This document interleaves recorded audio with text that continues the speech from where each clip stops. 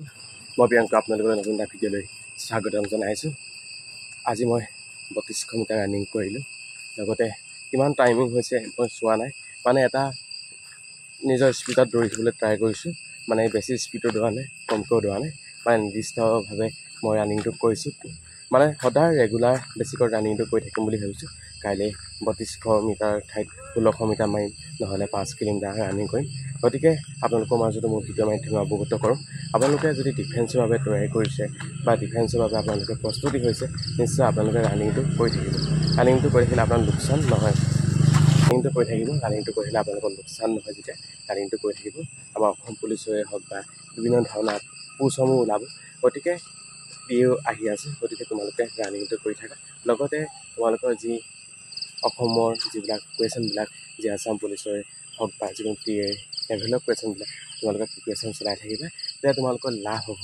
কাৰণ দেখিছা কিমান হাই কাৰ্ট অফ গৈছে আছাম পুলিচৰ ক্ষেত্ৰতো, এইবাৰ কিমান হাই কাৰ্ট অফ গৈছে, আৰু অহাবাৰ যে নাযাব তেনেকুৱা ধৰণৰ কোনো কথা নাই।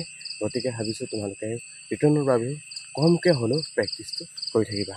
আৰু কিয়টা তোমালোকৰ টিএ এইবাৰো ওলাব, কাৰণ 2024 বৰ্ষত ওলাইছিলে, আৰু এইবাৰো তোমালোকৰ টিএ ওলাব। টিএ তোমালোকে জানাই কিমান হাৰ্ড ৰানিং হয়, কিমান হাৰ্ড কম্পিটিশ্যন হয়। আৰু তোমালোকে ৰানিংটো যদি ভালদৰে যদি ক্লিয়াৰ কৰিব পাৰা, টিএত নিশ্চয় তোমালোকৰ ৰিটাৰ্ণ হওক, মেডিকেল হওক, অলপ সহজ বুলি কৈছোঁ, সহজভাৱে তোমালোকে গুচি যাব পাৰিবা। মেইন ৰানিংটো হয়, ৰানিংটো ভালদৰে প্ৰিপেৰেশ্যন চলাব লাগিব।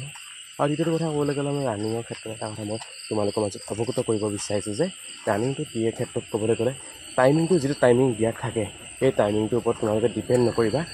মুঠতে প্ৰথম যেতিয়া তোমালোকে সোমাবা, তোমালোকৰ এইটোৱে ডিপেণ্ড কৰে।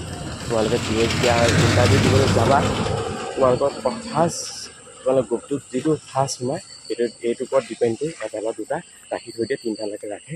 তাতকৈ বেছি ৰখা আমি দেখা পোৱা নাই। শিলচৰতো আমি দেখিছোঁ, শিলচৰ যেতিয়া মাচিম পথ হৈছিল, সেইটো 1, 2, 3 তেনেকৈ ৰখাইছিলে।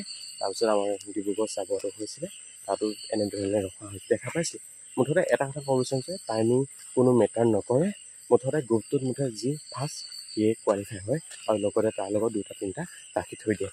ভাবিলোঁ তোমালোকক টিএ আৰ্মিৰ বিষয়ে ক'লোঁ, লগতে আছাম পুলিচৰ কিমান হাৰ্ড কম্পিটিশ্যন হৈছে তোমালোকে হয়তো দেখা পাইছাই, কিমান হাই কাৰ্ট অফ গৈছে, ফিজিকেলতো গৈছে, ৰিটাৰ্ণতো গৈছে। ভাইভাত 2জনকৈ মাতিছে বা যিসকলে ভাইভা দিবলৈ গৈছিল, আৰু এতিয়া তাৰপাছত এজন বাছনি কৰিব। ভাবিছোঁ তোমালোকে ৰানিং কৰি থাকা, ময়ো ৰানিং কৰি আছোঁ। আৰু বিশেষ আৰু নকওঁ, আজিৰ ভিডিঅ'টো ইমানেই। ধন্যবাদ। জয় অসম।